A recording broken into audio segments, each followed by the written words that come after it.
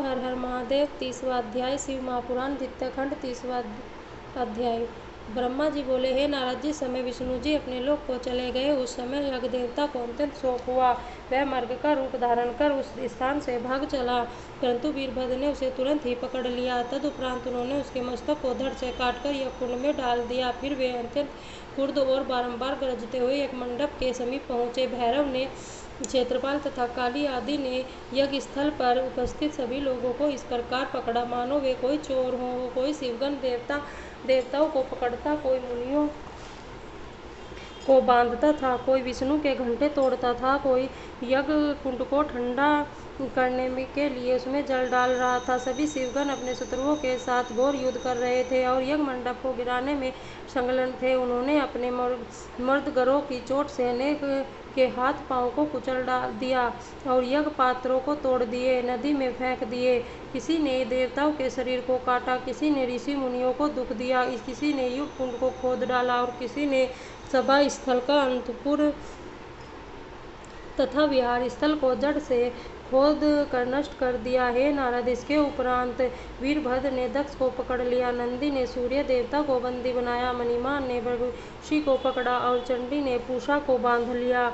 इस प्रकार अन्य सभी देवताओं को उन्होंने बंदी बना लिया। जो देवता कहीं जाकर छिप गए थे उन सबको भी ढूंढकर वे ले आए। मणिमान ने अत्यंत क्रोध में भरकर भृगु मुनि की मूछें उखाड़ ली और उन्हें नगर में घुमाकर सब लोगों को भयभीत कर दिया। तदुपरांत नंदीश्वर ने क्रुद्ध होकर भृगु मुनि के नेत्र निकाल लिए, क्योंकि उन्होंने दक्ष प्रजापति को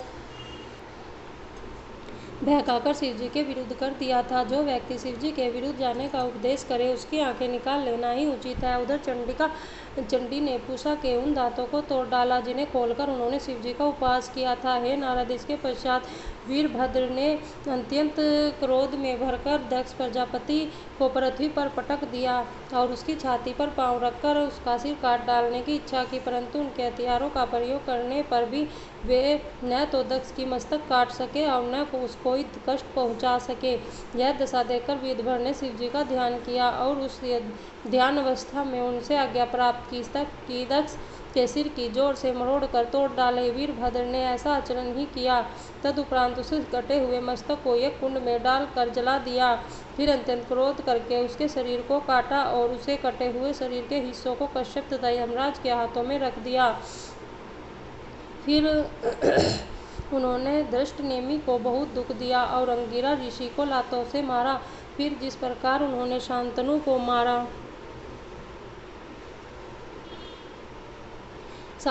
मारा था उसी प्रकार अन्य सब ऋषियों को भी मार डाला। फिर कश्यप की पत्नी की नाक को उन्होंने अपनी नखों से काट डाला, जिसके कारण देवताओं की माता अदिति उस अंग को ही खो बैठी थी। इस प्रकार जिसके लिए जैसा उचित था वैसा दंड दे दिया। हे नारद, भगवान सदाशिव ने अपना तिरस्कार करने वाले लोगों को इस प्रकार यथोचित फल देकर अपनी महत्ता की प्रतिष्ठापित किया। शिवजी के बिना जो देवता यज्ञ में अपना भाग लेना चाहते थे वे सब तो मारे गए या घायल हुए। इस प्रकार दक्ष का यज्ञ संपूर्ण रूप से नष्ट हो गया। हे पुत्र, या शिवजी से शत्रुता रखने वाले को इसी प्रकार का दुख भोगना पड़ता है। सहस्त्रों उपाय करने पर भी जब तक शिवजी का पूजन नहीं किया जाता तब तक किसी की मुक्ति नहीं प्राप्त होती। शिवजी सबसे बड़े और सबके स्वामी हैं। उनकी महिमा ऐसी अपार है कि आज तक कोई जान नहीं सका। जो लोग प्रेम पूर्वक शिवजी की सेवा एवं पूजा करते हैं उन्हें किसी प्रकार का दुख नहीं उठाना पड़ता, क्योंकि सदाशिव सदैव उनकी सहायता करते रहते हैं। शिवजी अपने भक्तों के उस पाप को भी नष्ट कर देते हैं जो पिछले पाप कर्मों के कारण प्राप्त होता है।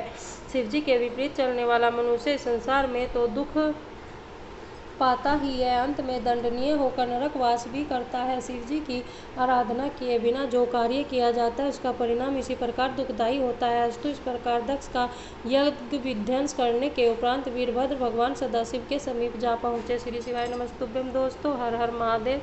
हम द्वितीय खंड के 30वें अध्याय का आनंद ले रहे थे। श्री शिवाय नमस्तुभ्यम। हर हर महादेव।